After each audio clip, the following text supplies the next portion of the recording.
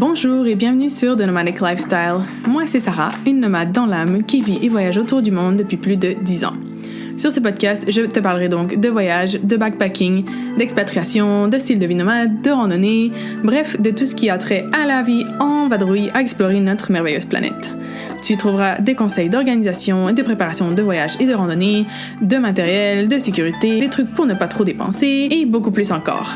Mon objectif est de te donner le plus de ressources possible pour t'aider à réaliser tes rêves les plus fous d'aventure. Avant de commencer cet épisode, n'oublie pas de t'abonner au podcast sur ta plateforme préférée pour être averti quand un nouvel épisode est disponible. Bonne écoute! Bonjour et bienvenue dans ce nouvel épisode du podcast The Nomadic Lifestyle. Aujourd'hui, je voulais parler de mon super voyage au Sénégal que j'ai fait durant les 2 dernières semaines de septembre. Donc, je suis revenue la semaine passée, en gros. Et voilà, c'était vraiment un très beau voyage. Et je sais que beaucoup de personnes m'ont posé des questions sur le Sénégal. Surtout, en tant que femme solo, en termes de sécurité et tout. Donc, je me suis dit que j'allais faire un retour sur mon voyage. Pour un peu donner mes impressions, parler un peu de ce que j'ai au niveau sécurité et tout, qu'est-ce que j'ai remarqué, des conseils aussi, bien sûr, pour la sécurité. Je vais donner des conseils pour la sécurité. Je vais aussi parler moi, je suis végétarienne, donc un peu comment être végétarienne au Sénégal. Mon budget aussi pour le voyage, donc combien ça m'a coûté.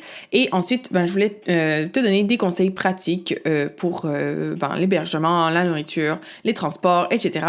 Si tu as aussi envie d'aller au Sénégal, comme ça, tu auras un petit peu des ressources là-dessus parce que, le Sénégal, c'est pas une destination hyper commune, ce qui est justement la raison pour laquelle j'avais décidé d'y aller. J'avais envie de visiter un pays complètement nouveau et tout. Donc voilà, j'espère que cet épisode t'intéressera de découvrir un peu ce pays, mais aussi qu'il t'encouragera à un peu sortir de ta zone de confort si t'es jamais allé en Afrique et surtout en Afrique subsaharienne et que peut-être ce petit épisode te motivera à aller visiter le merveilleux pays qu'est le Sénégal. Donc, je voulais juste commencer avec mes impressions générales sur le pays, un peu comment je l'ai vécu, pour un peu te mettre dans le bain. Donc, c'est sûr que... alors, j'ai vraiment adoré le voyage. C'est un magnifique pays, mais c'est un magnifique qui est un peu différent de, par exemple, voyager dans des pays occidentaux où c'est, entre guillemets... vraiment, les édifices, les villes et tout sont magnifiques. Je trouve que le Sénégal, en fait, c'est plus une expérience humaine. C'est vraiment ça qui est la beauté du pays. Parce que c'est sûr que les premiers jours, c'est un peu un choc de voir la misère dans laquelle vivent les gens dans certaines zones. C'est pas dans tout le pays, mais dans certaines zones en particulier. Les animaux aussi, le traitement des animaux et tout, ça, c'est quand même difficile. Il y a vraiment une quantité de déchets hallucinante. Honnêtement, c'est un gros impact. En tout cas, moi, ça m'a quand même choquée de voir autant de déchets, en sachant très bien que ce ne sont pas que les Sénégalais qui font ces déchets. Hein. C'est probablement beaucoup de déchets proviennent de l'Occident, donc c'est aussi en partie notre faute. Hein. Mais voilà, ça a été quand même intense. Aussi, les premiers jours, ça m'a vraiment... Ça m'énervait, en fait, de me faire appeler Toubab. Toubab, ça veut dire étranger ou étrangère, en fait. Et donc, de me faire appeler comme ça tout le temps, j'ai trouvé ça vraiment... c'était la première fois que ça m'arrivait de me faire traiter autant souvent d'étrangère.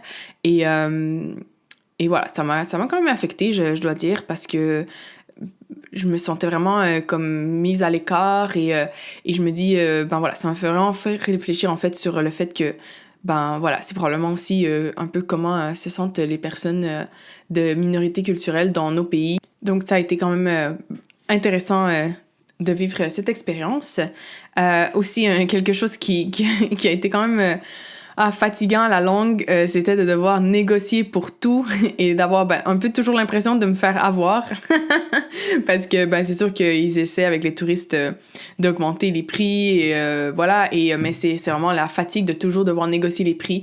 C'est là où je me suis rendu compte que c'est quand même plus simple d'aller dans un magasin ici et de se faire dire le prix, mais en même temps ça fait réfléchir sur la valeur des choses. Bref, ce voyage m'a vraiment fait réfléchir sur plusieurs aspects de notre propre culture occidentale et tout, et c'est vraiment ça que j'aime quand je voyage. Donc voilà, ça a été un choc les premiers jours, mais vraiment après 2-3 jours, j'ai commencé à m'habituer déjà, et surtout à mieux comprendre comment fonctionnaient les choses, comme par exemple les transports, comment négocier, vraiment aussi, c'est ça, tu sais, les endroits où aller, par exemple pour manger comme les Sénégalais, éviter les endroits touristiques, les choses comme ça. Les prix moyens aussi, pour ne plus me faire avoir autant sur les prix.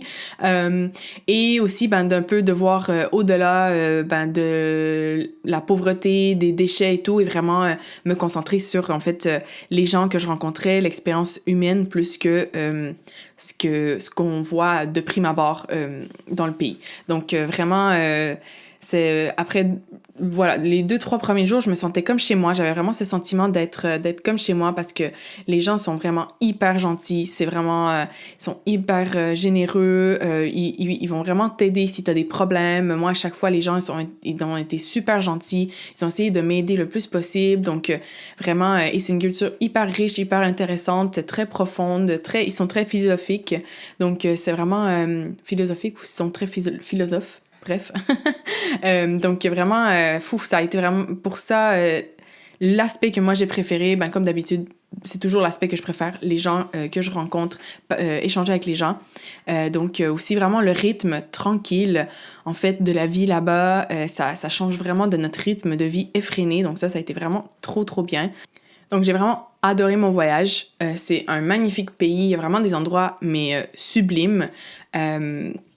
Qui sont vraiment magnifiques. Et au-delà de tout ça, la culture en soi, c'est vraiment une très, très belle découverte.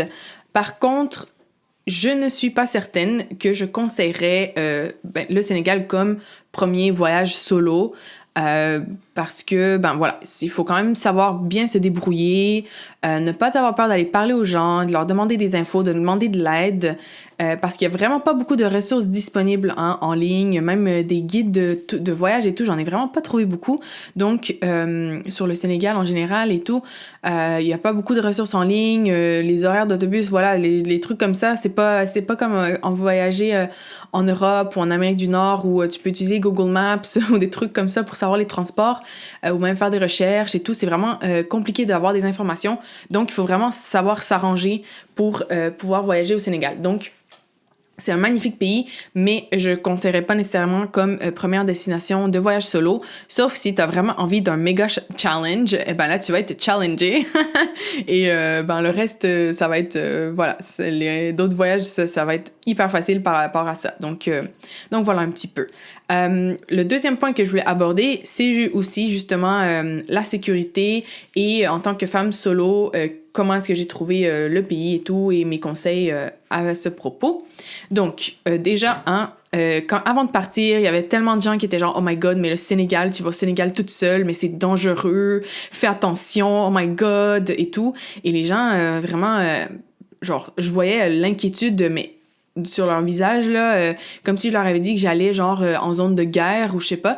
Vraiment, le Sénégal, moi, j'ai trouvé ça hyper safe. Je me suis pas sentie en danger une seule fois. Après, c'est sûr, c'est pas parce que moi, rien ne m'est arrivé, mais en général, vraiment, c'est un pays très, très sécuritaire où voyager. Faut seulement prendre des précautions normales comme dans n'importe quel pays. Même, genre, moi, ici à Madrid, genre, c'est les précautions normales, ben voilà, je les prends même ici à Madrid parce que c'est une capitale, il y a des pickpockets, il y a des trucs comme ça, donc voilà, c'est juste des trucs normaux, là, de quand on voyage ou même, voilà, dans des grandes villes et tout, faire attention à ses affaires, dans les endroits avec beaucoup de monde, par exemple, dans les marchés, sur la plage. Bon, sur la plage, j'ai une petite anecdote, hein, j'avais heureusement avec moi dans une pochette étanche que je recommande à 100% si tu voyages solo et que tu vas à la plage, donc dans la pochette étanche, j'avais mon téléphone et mes clés. Et j'avais laissé mes vêtements, ma serviette sur la plage et il y avait rien, j'avais aucune chose de valeur, seulement mes vêtements. Et j'ai vraiment le temps de rentrer dans l'eau, de me mouiller la tête et de me relever. Il y avait une vieille dame sur la plage à Dakar qui était en train de tâter toutes mes affaires. Genre, je l'ai vraiment vue mettre la main dans toutes mes poches et tout. Donc, voilà, hein, il faut faire attention. Il y a des pickpockets. On m'a dit aussi, des Dakarois m'ont dit, ou même des Sénégalais en général m'ont dit, faire attention aux pickpockets et tout. Mais voilà, ça, faut faire attention un peu partout. Donc, c'est normal. Il faut juste éviter de montrer de la richesse aussi. Ça, c'est comme toujours quand on voyage. Et faire attention à ces choses. Et voilà, il devrait pas arriver grand-chose en faisant comme ça. Bon, il y a certaines zones quand même à éviter le soir, surtout à Dakar. Dans les autres villes, je me suis pas vraiment sentie en danger, mais bon, c'est quand même mieux, en général, d'éviter de sortir très tard le soir, surtout si t'es toute seule ou tout seul. Donc, par exemple, à Dakar, c'est les recommandations que j'ai lues. Moi, je me suis promenée sur la corniche. Bon, c'était pas la pleine nuit, hein, mais le soir et tout, je me suis pas sentie vraiment en danger. Autour de la gare des Beaux-Maraîchers, ça oui, par contre, la gare des Beaux-Maraîchers, ouf, je n'irais pas là. Genre, mon ami, moi, sénégalais, m'avait dit d'aller prendre le bus là à 5h du matin et je suis heureuse de pas l'avoir écouté et d'être allée en journée parce que, voilà, c'est une zone... j'ai pas trop aimé la vibe autour de la gare, donc ouais, il y a ça. J'éviterais la nuit, absolument. Après, moi, des Dakarois m'ont dit qu'il y a parfois des vols à la tire. Donc, par exemple, c'est des motocyclettes qui passent et qui arrachent les sacs. Donc, voilà, faire attention au téléphone et aux sacs en marchant sur les trottoirs et dans les rues. Bon, sans devenir parano, hein. Moi, de toute façon, ça, c'est quelque chose que je fais toujours, même ici à Madrid, je répète. Si j'utilise mon téléphone sur la rue, je le tiens avec 2 mains, j'essaie de pas être exactement sur le bord de la rue. Si je dois vraiment regarder où je dois aller et tout, j'essaie de me mettre un peu en retrait, trouver genre un cadre de porte et tout pour regarder. Bref, voilà, on n'est pas parano, mais on fait attention normalement, quoi. Pour les femmes en général, alors ça, c'est quand même une expérience d'aller en tant que femme solo au Sénégal. Pas du tout, je me suis jamais sentie en danger, je répète, mais c'est quand même intéressant. Donc, alors, déjà en partant, le Sénégal, c'est un pays très, très majoritairement musulman. Genre, je pense que c'est 95 ou 98% de la population qui est musulmane. Donc, je te conseille vraiment de te couvrir les épaules et les genoux par un respect pour la culture locale et 2, vraiment pour toi, pour éviter de te faire achaler. Parce que moi, j'étais genre, j'avais toujours des pantalons longs, j'étais toujours en t-shirt à manches courtes et tout, et je me suis fait accoster, mais vraiment constamment. Donc, j'imagine pas vraiment si j'avais eu des shorts et genre des tops avec les épaules découvertes et tout, ou le ventre à l'air et tout. Donc, vraiment, pour toi, en fait, en tant que femme, là-bas, je te conseille juste pour éviter d'avoir encore plus de... Je dirais pas que c'est... Ben oui, c'est un peu du harcèlement, en fait, là, on va le dire. Hein. Pour éviter de te faire harceler, accoster à tout bout de champ, vraiment, habille-toi d'une façon... voilà, couvre tes épaules, tes genoux, et... mais voilà, à part ça, il y a vraiment pas de problème. Après, surtout à Dakar, ils sont très tolérants sur l'habillement à l'occidental, donc... Si tu as envie de te mettre des shorts courtes, des trucs sans manches et tout, voilà, tu vas pas te faire lapider, là, mais voilà, tu risques de te faire accoster encore plus. Voilà, pour le thème de l'accostement, justement, accostement, ça se dit ça en français, je suis pas sûre, hein, je pense que je suis en train d'inventer des mots. Se faire accoster, ça se dit en français? Bref, de se faire toujours parler par des personnes, là. Donc, tu vas vraiment, vraiment très, très, très, très, très fréquemment te faire arrêter sur la rue, en général, par des hommes qui vont vouloir parler avec toi. c'est vraiment hyper commun. Genre, tout le monde te dit bonjour. Si tu t'arrêtes trop et tu réponds et tout, ben ils vont engager la conversation et ça va finir généralement par est-ce que je peux avoir ton numéro? Donc, moi, je te conseille de dire simplement non merci et de continuer ton chemin ou de juste de répondre bonjour ou salam alaikum ou alaikum salam, bref, selon s'ils t'ont déjà dit salut. Et de juste continuer ton chemin. Ils vont vraiment, ils te laissent tranquille, hein, ils sont pas là à te harceler, te courir après et tout. Fais juste dire non merci, puis tu continues ton chemin et voilà, ils te laissent tranquille. Par contre, moi, ça m'est arrivé des fois, d'engager la discussion. Ça m'est arrivé, souvent d'avoir des discussions intéressantes avec la personne, où la personne m'a dit ah non mais attends, il m'a parlé par exemple d'un endroit à visiter ou de quelque chose à faire que je connaissais pas et tout. Donc, voilà, ça peut être aussi intéressant de parler avec eux. Par contre, si c'est... Alors, j'ai noté que les femmes, en tout cas, ont presque jamais parlé avec moi. C'était surtout les hommes. Donc, ce que j'ai trouvé un peu dommage, mais voilà, donc ça va être principalement des hommes qui vont venir te parler. Si ils insistent, pour avoir ton numéro et tout, en général, ils veulent ton numéro. Tu peux leur, déjà porter une fausse alliance ou une vraie alliance, hein, si t'es marié ou engaged.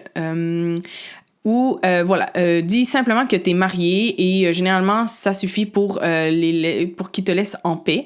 Moi, je te conseille vraiment de ne pas donner ton numéro de téléphone, sauf si t'es vraiment intéressé à garder le contact avec la personne, parce que sinon, tu vas vraiment recevoir des tonnes de messages et même d'appels des personnes. Les Sénégalais sont un petit peu intenses, honnêtement, sur les messages et tout. Moi, j'ai fait l'erreur de le donner à 2 personnes et c'est des messages incessants et j'ai parlé avec d'autres personnes des Françaises par exemple qui vivent là-bas et tout et il faut éviter de donner le numéro parce qu'ils vont vraiment t'appeler et t'envoyer des messages de manière incessante. Donc je te conseille de pas donner ton numéro. Si la personne insiste pour avoir ton numéro, moi ce que je faisais c'est toi donne-moi le tien. Comme ça je peux décider si je contacte la personne ou pas. Donc, ça permet de laisser que la personne elle te laisse tranquille sans recevoir une quantité énorme de messages. Donc, voilà un petit peu pour le thème de la sécurité et du voyage en tant que femme solo au Sénégal. Vraiment... Vas-y, si tu vas aller au Sénégal, n'hésite pas. Si c'était la question de la sécurité qui te faisait un petit peu peur, vraiment, vas-y sereinement. L'autre point dont je voulais parler un petit peu, qui ne s'applique vraiment pas à tout le monde, j'en conçois, mais bon, il y a quand même pas mal de gens qui sont végétariens, donc je me suis dit que j'allais faire une petite parenthèse là-dessus, vu que je suis moi-même végétarienne, et qu'en voyage, des fois, ça peut être un petit peu un challenge. Eh bien, le Sénégal, c'est un challenge pour le végétarisme. Honnêtement, c'est presque impossible d'être végétarienne ou végétarien au Sénégal. Il y a de la viande et du poisson dans tous les plats. Genre partout. Donc, dans plusieurs plats, c'est possible, par exemple, de ne pas manger la viande ou le poisson. Tu peux même leur demander qu'ils ne te le mettent pas. Par contre, c'est beaucoup des sauces, des choses comme ça. Donc, la viande, par exemple, genre le mafé, qui est de la viande dans une sauce aux arachides. Moi j'ai demandé une fois sans la viande et il y avait par contre des bouts de viande là et c'est impossible de les voir parce que c'est une sauce brune en plus. Donc c'est un peu un challenge. Moi j'ai décidé de prendre une pause pendant ces 2 semaines. C'était la première fois que je le faisais en 10 ans de végétarisme, mais c'est vraiment difficile de trouver d'autres sources de protéines à part les arachides ou des yogourts dans les supermarchés, mais déjà de un, il n'y a pas énormément de supermarchés. Genre en dehors de Dakar, trouver un supermarché, c'est vraiment pas facile. Et donc, c'est quand même compliqué. Déjà, je mangeais pas beaucoup au début parce que j'ai fait des journées dans des autobus et tout. Bref, j'étais affamée certains jours. Et donc là, je me suis dit, si en plus, je mange aucune protéine, je vais pas réussir à à survivre les 2 semaines. Donc, surtout parce que là-bas, l'élevage et la pêche sont encore faits de façon traditionnelle et non intensive. Moi, je suis devenue végétarienne pour l'impact, essayer de diminuer un peu mon impact environnemental. Donc, je me suis dit, ben voilà, c'est quand même des façons de produire la viande et le poisson qui sont beaucoup plus respectueuses de l'environnement que ce qu'on fait nous en Occident. Donc, je me suis dit que pour ces 2 semaines-là, j'allais faire une pause. Mais voilà, sache que si tu es végétarien ou végétarienne, ça va être un petit peu difficile au Sénégal. Voilà. OK, alors maintenant, je voulais parler du budget parce que c'est souvent une question qui revient. Donc, le Sénégal, par rapport à ce que plusieurs personnes pensent que l'Afrique, c'est moins cher pour voyager en Afrique. En fait, non. En Afrique, il n'y a pas de structure pour les backpackers, donc genre les auberges de jeunesse, les choses comme ça pour voyager à moindre coût ou à la route. Et donc, c'est une destination qui est chère, en tout cas surtout pour ce qui est des hébergements et des transports. Moi, c'est un des voyages les plus chers que j'ai fait dans ma vie. Moi, je suis une voyageuse budget traveler. Je voyage généralement en dépensant très, très peu dans mes voyages. Mais là, le Sénégal, c'est vraiment un des voyages qui m'a coûté les plus chers à date. Je vais te parler là de tout mon budget, mais voilà, surtout pour les hébergements et les transports, si tu vas seul, sache que ça va être un bon budget. Par exemple, voilà, pour les transports, là, j'ai payé l'avion 360 €, départ de Madrid, vol direct. Mais bon, ça peut changer par rapport à ta destination. Mais sur place, ça m'a coûté 112 € de transport. Donc moi, j'ai pris vraiment, honnêtement, presque tous les types de transports possibles au Sénégal. Et c'est sûr que ce qui m'a coûté très cher, c'est surtout les taxis à Dakar, où j'aurais pu économiser beaucoup si je n'avais pas été seule. Donc ça, c'est à mettre en compte. Après, mon budget pour les transports a été très élevé au début du voyage. De un, parce que voilà, je savais pas les prix moyens, je savais pas encore négocier, et j'utilisais beaucoup les taxis au début vu que je connaissais pas vraiment le système de transport local. Mais vers la fin du voyage, mes coûts de transport avaient diminué énormément en sachant un peu voilà, les autres alternatives. Donc ça, c'est que d'ailleurs je vais te donner des conseils là-dessus plus tard, donc comme ça tu ne feras pas les mêmes erreurs que moi. Donc voilà, mais sache que les transports sur place, à part les taxis par contre, le reste est hyper économique. Donc en utilisant les transports locaux, genre tu payes des fois 20 centimes pour faire des distances et tout. Donc c'est vraiment très bon, mais voilà, je t'en parle un peu plus par la suite, quand je vais te donner des conseils là-dessus. L'hébergement, c'est vraiment ce qui m'a coûté le plus cher. J'ai payé 288 € d'hébergement. Je n'ai jamais payé aussi cher pour des hébergements dans toute ma vie. Et c'est vrai que c'était la première fois que je voyageais et que j'avais toujours une chambre privée. Parce que, comme je te disais, au Sénégal, il y a une seule auberge de jeunesse à Dakar et les reviews sont tellement mauvaises que je me suis dit, je vais pas vraiment tenter ma chance là-bas. Donc, ça m'a coûté vraiment hyper cher d'hébergement parce que voilà, c'était tout le temps des chambres privées. Donc, si tu voyages à 2, par exemple, tu peux diminuer de presque moitié le budget d'hébergement par rapport au mien. Donc, ça fait une grosse différence, 150 € de différence dans un budget voyage. C'est énorme, surtout dans un pays comme le Sénégal. Donc, voilà, l'hébergement en solo au Sénégal, c'est cher. Pour ce qui est de la nourriture, ça m'a coûté 53 €. Là encore, je vais te donner des tips parce que une fois que tu connais les endroits où aller, tu manges pour 1,50 € et moi, ça me faisait 2 repas avec 1,50 €. Donc voilà, hyper pas cher. Mais là encore, la nourriture, par exemple, au supermarché, c'est hyper cher. Donc voilà, je te vais te donner plus de conseils là-dessus dans quelques instants. Les activités, j'ai dépensé 23 € en activités, principalement des musées et des visites, principalement des musées en gros, parce que les parcs nationaux que je voulais faire, certains étaient fermés, voilà, c'était un peu compliqué, donc j'en ai pas fait, mais les activités sont quand même à bon prix si tu les réserves là-bas et que tu négocies et tout. Les activités, c'est vraiment pas cher par contre au Sénégal, donc ça, c'est bien. Ensuite, j'ai payé 23 € de SIM, ce que je trouve hyper cher. J'ai oublié de vérifier en ville, à Dakar par exemple, c'était combien pour une SIM. Moi, celle-là, je l'ai achetée à l'aéroport et je suis pas mal sûre qu'ils m'ont fait payer beaucoup plus que ce que j'aurais payé en attendant de la prendre en ville. Mais voilà, j'avais besoin de réseau tout de suite et tout. Bref, voilà, ça fait partie des coûts. J'ai dépensé presque 25 € en frais bancaires parce que, bon, j'ai eu des problèmes avec ma carte de voyage et tout. Et pour retirer, ils te font des commissions de presque 6 € à chaque fois pour faire des retraits. Donc, vraiment, si tu vas au Sénégal, utilise une carte de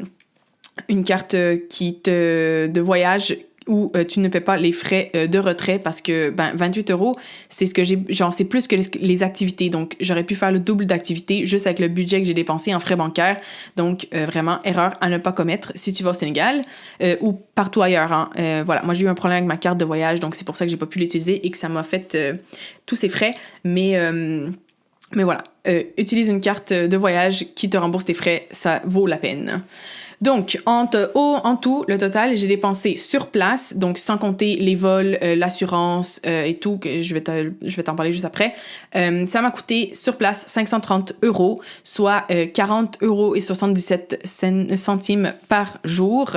Donc, comme je te disais, c'est vraiment un des voyages les plus chers que j'ai fait à date dans ma vie.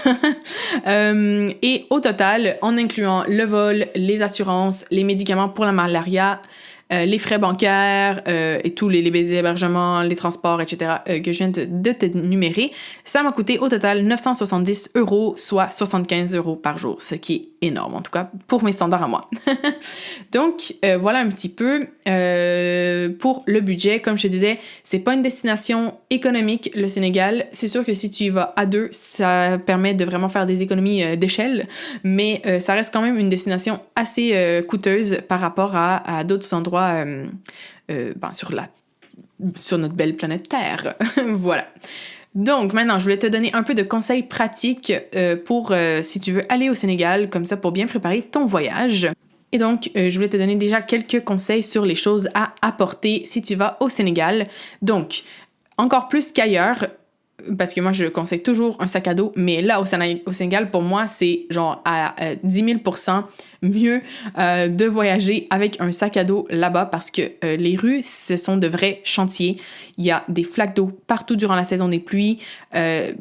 Bon, si tu es en dehors de la saison des pluies, ça doit être mieux, mais quand même, les rues sont en terre battue, il y a des obstacles partout, il faut monter il y a des monticules, c'est vraiment, moi j'adorais, là, c'était une aventure vraiment se promener dans les rues au Sénégal, mais vraiment avec une valise, je pense que ça doit être un cauchemar, mais impossible, donc vraiment j'éviterais la valise, absolument.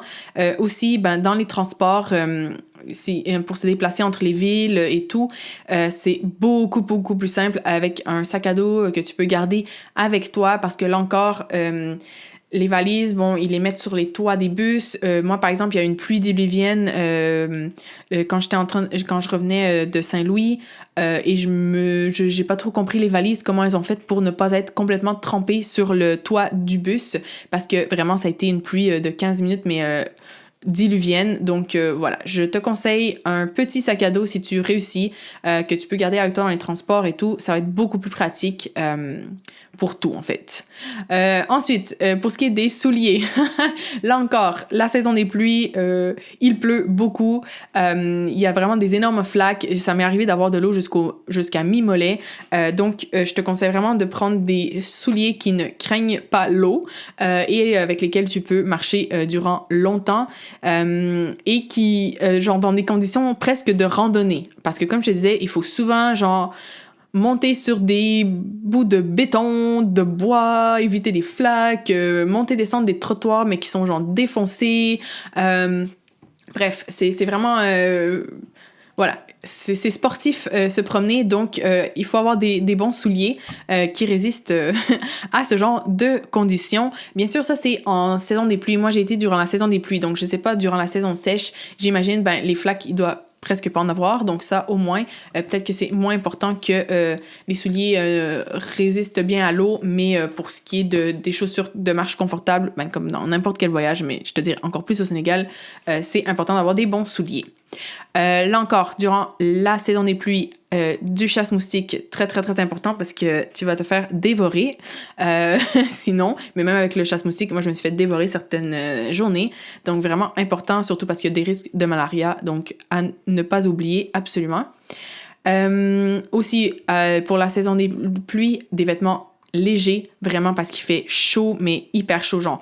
Ils disent qu'il fait 30 degrés, mais c'est ressenti genre 40 avec de l'humidité et tout. Donc, vraiment des vêtements légers qui respirent bien parce que sinon, tu vas mourir de chaud. On m'a dit que dans la saison sèche, les températures descendent quand même.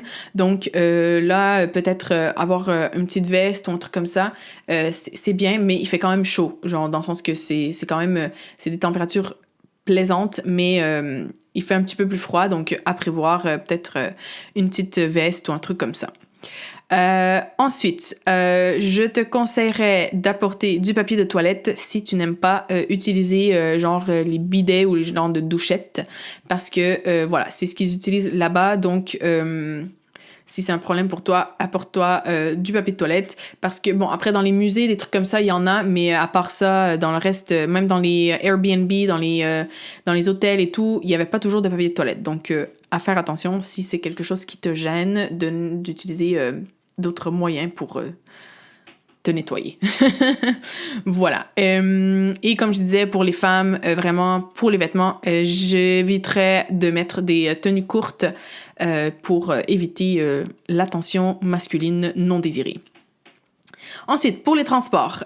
Alors, moi, j'ai été hyper impressionnée par l'énorme réseau de transport informel qu'il y a au Sénégal. En fait, tu peux te déplacer n'importe où au Sénégal. C'est vraiment un truc hallucinant. Genre, tu peux te faire déposer au beau milieu de nulle part si tu veux.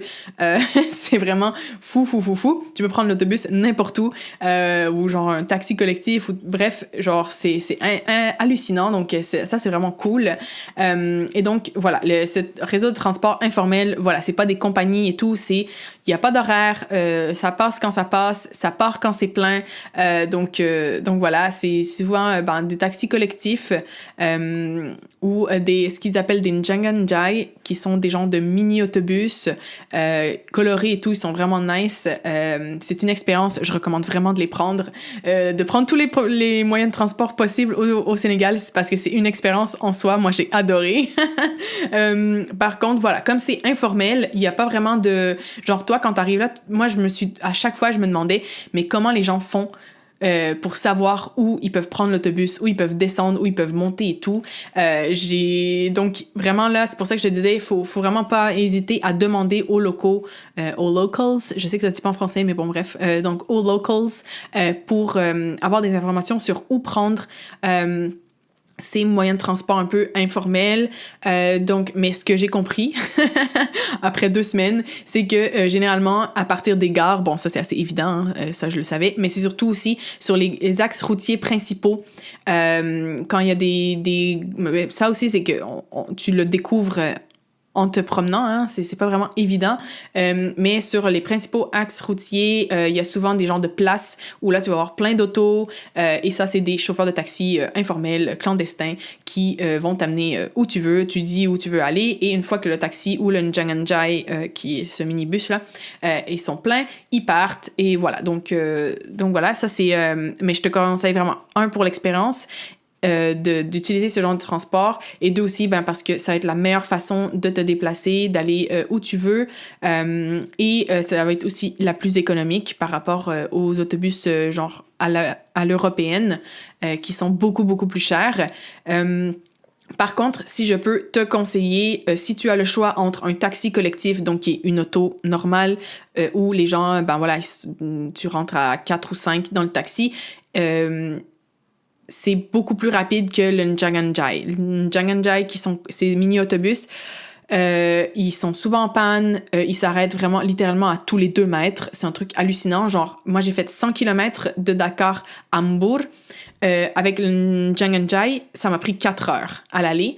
Et avec le taxi collectif, au retour, ça m'a pris, je pense, 2 heures ou 2 heures et demie. Donc, voilà, le taxi collectif, c'est quand même beaucoup plus rapide. Ça coûte un petit peu plus cher que le Janganjai, mais honnêtement, pour les longues distances, je te conseille le taxi collectif. Ça va être beaucoup plus rapide comme voyage. Pour n'importe quel transport, je te conseille vraiment de toujours demander aux locaux les prix, aux locals. Quand je dis locaux, c'est les locals. Voilà, je sais pas pourquoi en français on n'a pas ce mot. Toujours demander les prix autour pour ne pas te faire avoir, parce qu'ils vont vraiment toujours essayer de te faire payer plus vu que tu es touriste. Mais apparemment, même au Sénégalais aussi, ils essaient toujours de faire payer plus. Donc, c'est vraiment un truc qu'ils font à tout le monde. Mais si t'es blanc, ils vont te le faire encore plus. Donc, moi, par exemple, je demandais toujours aux personnes chez qui j'étais en Airbnb ou même autour de la station et tout, ou de l'axe routier où j'ai pris les transports. Genre, oui, je vais là, ça coûte combien, plus ou moins. Comme ça, t'as une idée des prix. S'ils te disent quelque chose qui est genre vraiment plus que ça, ben, tu peux dire non. Ils m'ont dit que c'était moins, essaie pas, je sais c'est quoi les prix. Et ensuite, voilà, pour la négociation des prix des transports, pour les taxis surtout. Et ça, surtout genre à Dakar ou dans les villes, les taxis, vraiment taxi, pas les taxis collectifs, mais les taxis entre guillemets normaux, ils vont toujours te dire le double du prix réel. Donc, tu pars la négociation à la moitié du prix qu'ils te disent ou un petit peu moins. Comme il y a vraiment beaucoup de taxis, genre à Dakar, tu vas jamais rester sans taxi. Genre, ils te sifflent même si tu marches pour te prendre et tout. Donc, ne t'inquiète pas, il y a vraiment des tonnes de taxis. N'hésite pas à laisser passer plusieurs taxis s'ils n'acceptent pas ton prix. Genre, par exemple, s'il te dit que c'est 3000, le premier dit que c'est 3000, donc là, toi, tu dis 1500, et là, il dit non, c'est 3000. Puis là, toi, tu dis non, mais bon, 2000, puis là, il dit non, c'est 3000. Ben, tu dis, OK, merci, ben, je vais marcher ou je vais en attendre un autre. Et là, tu refais la même chose avec le deuxième, le troisième. Généralement, après un ou deux, tu réussis à monter. Si après 4-5 taxis qui passent, personne te prend à la moitié du prix, ben là, augmente de 500 francs et essaie de nouveau. Et là, généralement, ça fonctionne. Donc, voilà. C'est ce que j'ai compris, là, et ce que mes plusieurs amis sénégalais m'ont dit. C'est un peu la technique. Donc, ça va vraiment t'aider à ne pas payer autant que ce que j'ai payé les premiers jours à Dakar, où je me suis fait avoir 2-3 fois. Et après, j'ai appris. Ensuite, pour l'hébergement... moi, j'utilise jamais Airbnb. Je suis contre Airbnb, surtout quand c'est de louer des appartements complets et tout, parce que, voilà, ça crée plein de problèmes dans les villes et tout. Mais au Sénégal, Airbnb, c'est encore utilisé comme c'était... au début, le vrai esprit d'Airbnb, c'est-à-dire que c'était de louer une chambre chez un particulier. Et donc, là, au Sénégal, il y en a pas mal, surtout sur Dakar, ou d'autres zones aussi, dans des zones où il y en a quand même pas mal. Donc, c'est une bonne option. C'est souvent moins cher. Et en plus, ben, ça te permet quand même de vivre un peu avec une famille sénégalaise et tout. Donc, moi, j'ai trouvé ça vraiment super. C'était une belle expérience. Donc, ça, je le recommande. J'ai fait aussi 2 hôtels, genre hôtel B&B, je sais pas trop comment ouais, bref. Et voilà, c'était très bien. Mais voilà, j'ai préféré après Airbnb pour vivre un petit peu aussi avec les personnes, voir un peu comment elles vivent. Donc, les prix, par exemple, sur Dakar, il faut compter un minimum 20 euros par nuit, par personne. Oui, ça dépend des chambres privées ou pas. Mais en tout cas, 20 euros la nuit, ça c'est sûr. Et Saint-Louis, qui est vraiment plus cher, à partir de 30 euros. C'était quand même beaucoup plus cher Saint-Louis, donc voilà, ça c'est un peu les prix que moi j'ai trouvés. Pour ce qui est de la nourriture, moi je te conseille vraiment de manger dans les restos sénégalais, qui sont généralement... Alors, quand on dit resto, c'est pas notre idée de resto, donc il faut un petit peu les chercher. Souvent, ils sont répertoriés par contre sur Google, mais c'est généralement genre un peu comme à l'intérieur de petites maisons et tout. C'est une grande salle, il y a des tables. Et le prix, en général, c'est de 1000 francs pour le menu du jour. Donc, généralement, chaque jour, il y a 1 ou 2 plats qu'ils proposent. Et donc, voilà, il y a tu choisis celui que tu veux. Et c'est vraiment des énormes portions, genre c'est des énormes assiettes. Pour moi, c'était toujours trop. Donc, ils peuvent te mettre le reste dans une barquette pour emporter. La barquette coûtait 100 francs. Et donc, ça me faisait 2 repas pour 1100 francs, ce qui veut dire genre même pas 2 euros.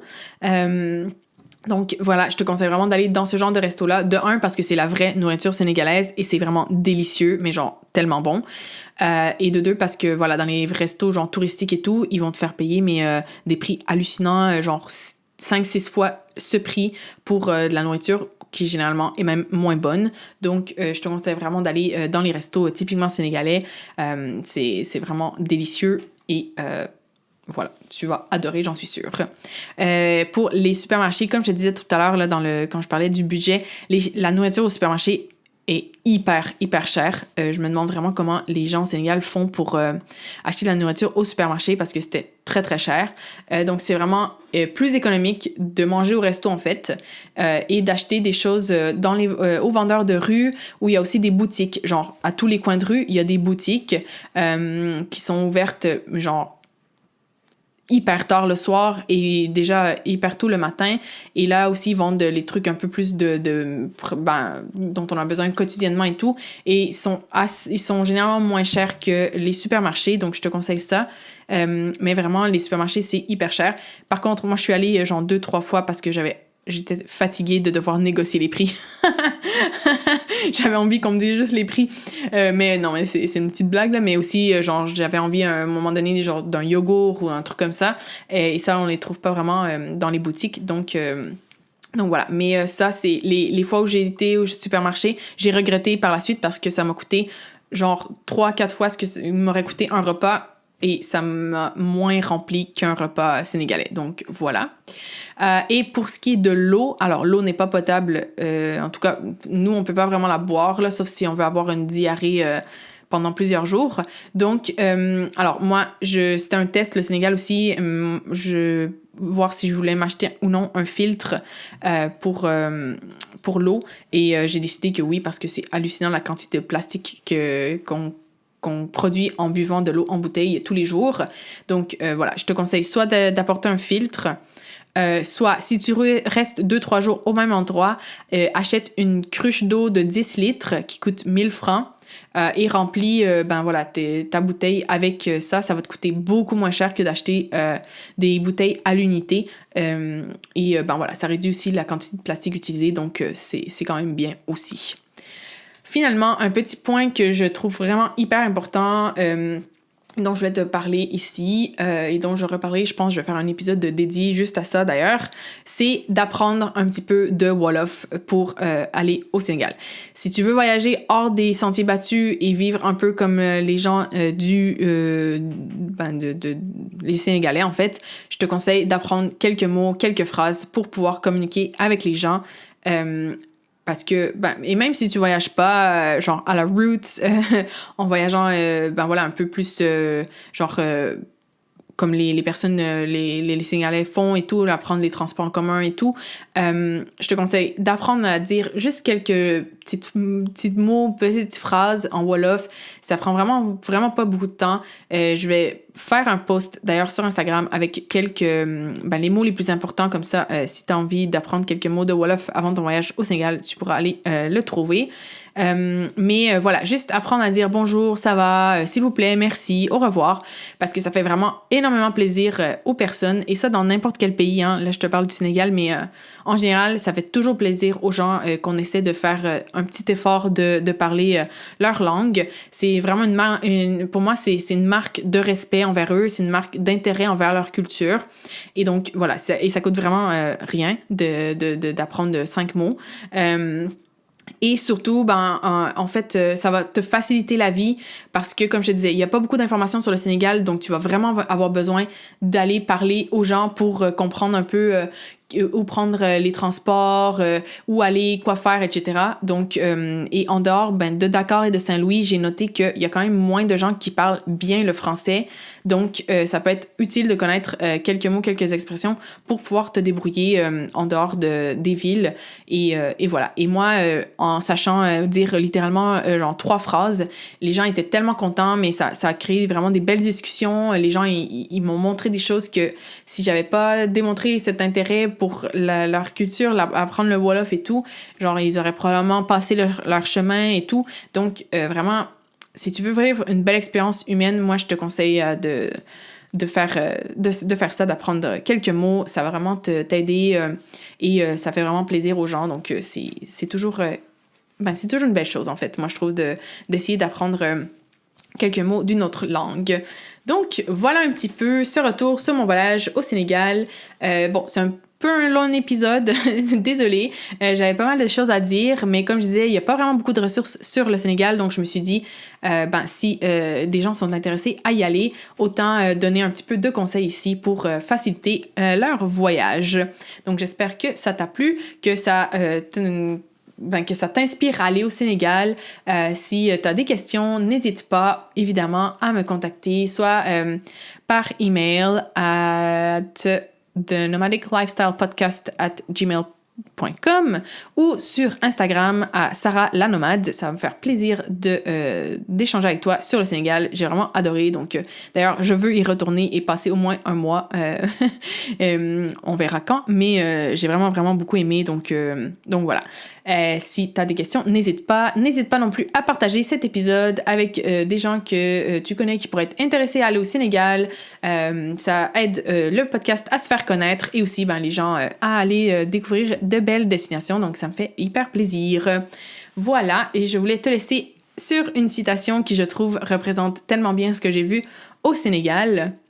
Et je pense pas mal dans le reste de l'Afrique et qui représente vraiment bien la perception du temps, comment les gens vivent là-bas. Donc voilà, c'est une citation de Bertrand. Je pense que je l'avais prise dans un livre, mais je ne sais pas exactement plus que ça, malheureusement, la source. Mais voilà, cette citation dit « Le temps africain n'existe pas de façon linéaire, calculée, comptée et écoulée comme dans l'Occident cartésien.